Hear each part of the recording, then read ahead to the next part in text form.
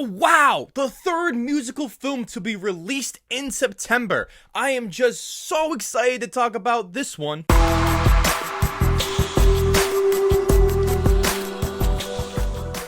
Welcome back, film fans. This is Let's Be Real with Brad. Today on the channel, we'll be talking about the brand new coming-of-age musical teen drama film called Dear Evan Hansen. It is based on the 2015 stage musical of the same name. The film is directed by Stephen Chbosky and it stars Ben Platt reprising his performance in the title role, which he originated on stage. The film is about Evan Hansen, a high school senior with social anxiety disorder, and his journey of self-discovery and acceptance following the suicide of a classmate. I'm not gonna lie to you guys, but when I first saw the trailer for this movie, I did not want to see it, considering how controversial the film became because of the casting of Ben Platt as Evan Hansen. The biggest issue was that Platt is a 27-year-old man playing a 17-year-old boy. Mind you, there are plenty of films set in high school filled with 22 to 23-year-old adults, so you would think a few years older wouldn't matter all that much, but with this movie,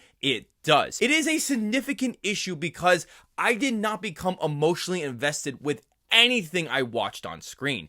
They tried ridiculously hard to make him look young, even hiring older actors to play the other high schoolers. And this is why it is criticized, because Evan Hansen's character should have been played by a younger actor, preferably someone who is the exact same age of the character and the other high schoolers we meet as well. Another massive issue I have with this film is the music. I found every single song in this movie to be utterly forgettable and shallow to its core. It is easily the biggest disappointment of the film because the musical has received numerous awards for its great music, but I found the musical numbers presented in the most tedious and uninteresting way possible. This film could have easily cut the music out because this film is attempting to be a coming-of-age drama film instead of a pure musical film. This film decides to take the more soft, Lifetime movie melodramatic route, which bogged this movie down. Speaking of melodramatic, this film is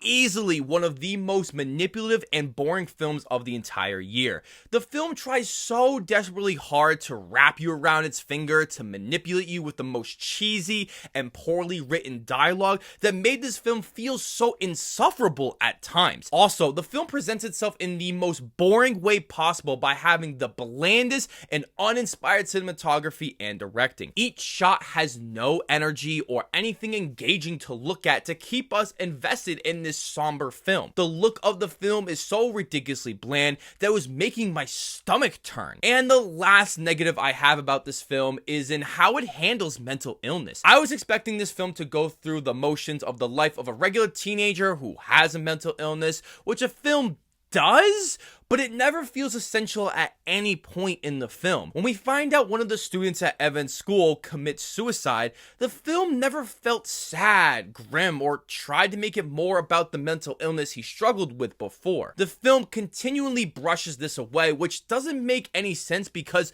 we find out later that other characters we meet have mental illnesses as well, so why doesn't the film want to address those aspects considering the whole movie is about it? Surprisingly, this film does have a few positives, with the first being the acting. As much as I criticize the casting of Ben Platt in the title role, I found that he put his heart and soul into this film as much as he possibly could.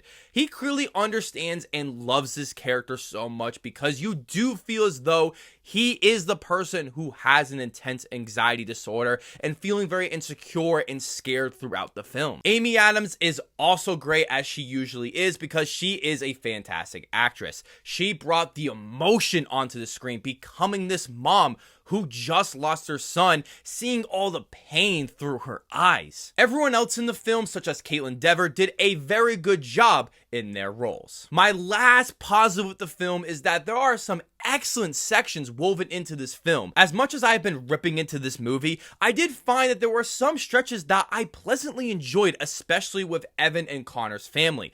those scenes were the most engaging and emotionally filled moments that desperately needed to be. I also found these scenes to be quite entertaining by being able to grow and expand our characters. Overall, Dear Evan Hansen is a bad musical drama film that tries so hard to be this profound and sad movie about this horrible tragedy and how we handle those griefs. Unfortunately, this film feels so fabricated by its horrific casting of the high schoolers, poorly written screenplay, and its terrible execution of what this movie is actually about. I cannot recommend this movie to anyone, as I would never watch it again for any purpose whatsoever. I am giving Dear Evan Hansen a 4 out of 10. Thank you so much for watching, and I hope you hit that subscribe button, leave a like if you want to, and ring that notification bell so I can see you all in the following review.